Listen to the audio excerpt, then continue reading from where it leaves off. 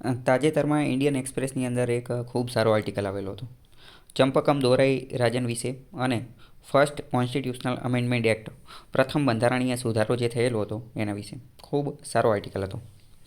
પહેલાં સમજો કે ચંપકમ દોરાઈ રાજન કોણ હતા. તો ચંપકમ દોરાઈ રાજન જે છે એ એક મદ્રાસના એક મહિલા હતા.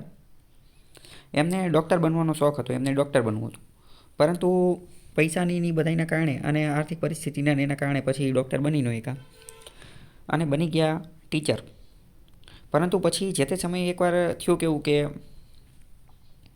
ડૉક્ટર માટેની વેકેન્સી બહાર પડી અને એમાં એમને એપ્લાય કર્યું, પરંતુ એમને મળ્યું નહીં, એમનું એડમિશન જે છે થયું નહીં.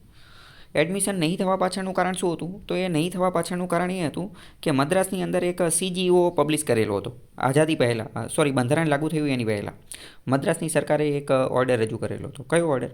તો કે 1948ની અંદર મદ્રાસ સરકાર જે છે એણે CGO એટલે કે કમ્યુનલ જનરલ ઓર્ડર જે છે એ ઇસ્યુ કરેલો હતો. આ કમ્યુનલ જનરલ ઓર્ડર શું હતો? તો કે એ એવું કહેતો હતો કે કોઈ પણ સીટ્સ હોય તો એ સીટ કેટલી રાખવાની? તો કે બ્રાહ્મણ માટે આટલી રાખવાની, નોન બ્રાહ્મણ માટે આટલી રાખવાની, હિન્દુ માટે આટલી રાખવાની, હરિજન માટે આટલી રાખવાની, એંગ્લો ઇન્ડિયન માટે આટલી, ક્રિશ્ચન માટે આટલી, બધા માટે અલગ અલગ સીટ જે છે એ પ્રિસ્ક્રાઇબ કરતો હતો. ચંપકમ દોરાઈ રાજન જે છે એ બ્રાહ્મણ હતા, એટલે એમને જે છે એ મળ્યું નહીં, કારણ કે જે બ્રાહ્મણ સીટમાં જે મળવું જોઈતું હોય એ એમને મળ્યું નહીં. એમને તાત્કાલિક સુપ્રીમ કોર્ટમાં પહોંચી ગયા કે ભાઈ આ તો મારા આર્ટિકલ 14 અને 15નું ઉલ્લંઘન છે. આર્ટિકલ 14 શું કહે છે? ઇક્વાલિટી બિફોર લો, કાયદા સમક્ષ સમાનતા. અને આર્ટિકલ 15 શું કહે છે?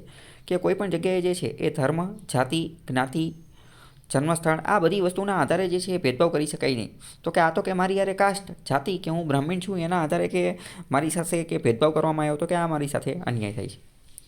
તો કોર્ટે ચુકાદો આપ્યો કે હા બરાબર સાચી વાત છે કે આવું ન થવું જોઈએ, કે ફંડામેન્ટલ રાઇટ જે છે એ વાયોલેટ થાય છે, આમનો મૂળભૂત અધિકાર જે છે એ ઉલ્લંઘન થાય છે. એટલે કોર્ટે શું કર્યું કે મદ્રાસનો જે આ કમ્યુનલ જનરલ ઓર્ડર હતો 1948નો એને અનકોન્સ્ટિટ્યુશનલ, ગેરબંધારણીય જાહેર કરી દીધો અને એને રદ કરી નાખ્યો.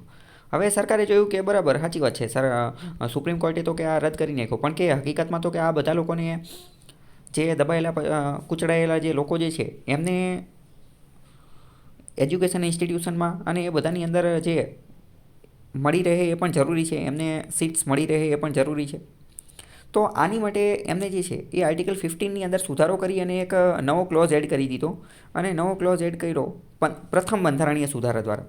પ્રથમ બંધારણીય સુધારાથી નવો ક્લોઝ એડ કર્યો કે એજ્યુકેશનલ ઇન્સ્ટિટ્યુશનની અંદર એડમિશન માટે આ પ્રકારનું ભેદભાવ જો કરવામાં આવશે તો એને આર્ટિકલ 15 અનુચ્છેદ 15 અંતર્ગત એનું ઉલ્લંઘન માનવામાં આવશે નહીં. આર્ટિકલ 15 ક્લોઝ 4 એડ કરી દીધો લાસ્ટમાં, જે આર્ટિકલ 15 જે હતા ને એની અંદર. તો આ સુધારો અત્યંત મહત્ત્વનો હતો. મોસ્ટ ઇમ્પોર્ટન્ટ, તમને જાણીને નવાઈ લાગશે કે ઓરિજિનલ કોન્સ્ટિટ્યુશન જે મૂળ બંધારણ હતું એમાં એક રીતે જોઈએ ને તો એજ્યુકેશનલ ઇન્સ્ટિટ્યુશન માટે રિઝર્વેશન અનામતની જોગવાઈ હતી નહીં, જે આપણને આના આધારે જ ખબર પડે છે. અત્યારે અનામતના બધા વિરોધ કરતા હોય, અમુક એનો સમર્થન કરતા હોય, બરાબર, તો એ બધી વાતો હાલતી હોય. તો મોસ્ટ ઇમ્પોર્ટન્ટ પહેલાં તો તમને ખબર હોવી જોઈએ કે અનામત કોઈ એક નથી, અનામત અલગ અલગ પ્રકારના છે. પહેલું હોય એજ્યુકેશનલ રિઝર્વેશન એટલે કે શૈક્ષણિક અનામત. બીજું હોય પોલિટિકલ રિઝર્વેશન એટલે કે રાજનીતિક અનામત. અને ત્રીજું હોય પબ્લિક એમ્પ્લોયમેન્ટ રિઝર્વેશન એટલે કે જાહેર નોકરીઓની અંદર અનામત.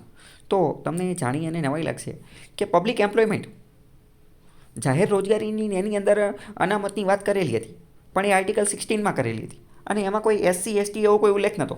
એમાં ઉલ્લેખ હતો કે એવા લોકો કે જેનું રાજ્યની નોકરીની અંદર, પબ્લિક એમ્પ્લોયમેન્ટની અંદર ઇનએડિક્યુએટ રિપ્રેઝન્ટેશન, અપૂરતું પ્રમાણ જે છે ને એ લોકો માટે સ્ટેટ એટલે કે રાજ્ય જે છે એ રિઝર્વેશનની જોગવાઈ કરી શકશે. જોકે રિઝર્વેશન શબ્દ નહોતો વાપરેલો, એ કે એમનું પ્રતિનિધિત્વ વધે ને એની માટેની જોગવાઈ કરશે. એ જોગવાઈ રિઝર્વેશન જ હોય એવું જરૂરી નથી, બીજી કોઈ જોગવાઈ પણ હોઈ શકે. અને એમાં કોઈ SC ST એવો પણ કોઈ ઉલ્લેખ હતો નહીં. તો ઇન શોર્ટ પબ્લિક એમ્પ્લોયમેન્ટ માટે રિઝર્વેશનની થોડી ઘણી વાત કરેલી હતી, રિઝર્વેશન શબ્દ હતો નહીં. બીજી વાત કરીએ કે પોલિટિકલ રિઝર્વેશન, તો એ તો આર્ટિકલ 340ની આજુબાજુમાં લખેલો હતો. પણ મોસ્ટ ઇમ્પોર્ટન્ટ, એજ્યુકેશનલ ઇન્સ્ટિટ્યુશનની અંદર રિઝર્વેશન રાખવાની વાત બંધારણની અંદર હતી જ નહીં. મૂળ બંધારણની અંદર કોઈ પણ જગ્યાએ એજ્યુકેશનલ ઇન્સ્ટિટ્યુશનમાં જે છે એ રિઝર્વેશન અનામત રાખવાનું છે એવી કોઈ વાત હતી નહીં. આ પ્રથમ બંધારણીય સુધારા દ્વારા આ એડ કરવામાં આવેલી હતી, પ્રથમ બંધારણીય સુધારા દ્વારા. તો પ્રશ્ન પૂછી જશે વિધાનવાળા વાક્યમાં ને એ બધામાં, તો એ રીતે તમારે ધ્યાન રાખવાનું કે ભાઈ મૂળ બંધારણની અંદર એજ્યુકેશનલ ઇન્સ્ટિટ્યુશનમાં અનામતની જોગવાઈ હતી તો વિધાન ખોટું પડશે, કારણ કે પ્રથમ બંધારણીય સુધારો ચંપકમ દોરાઈ રાજન કેસ હતો, એના અંતર્ગત આ બધું એડ કરવામાં આવેલું હતું. એની અંતર્ગત જ તે આર્ટિકલ 15 જે છે એની અંદર સુધારો કરવામાં આવેલો હતો, અને આર્ટિકલ 15ની અંદર જે છે એ આની માટેની જોગવાઈ કરવામાં આવેલી હતી. જોકે એમાં પણ જ્ઞાતિ કે એવું લખેલું ન હતું અને રિઝર્વેશન એવો શબ્દ પણ ઉલ્લેખ કરેલો ન હતો.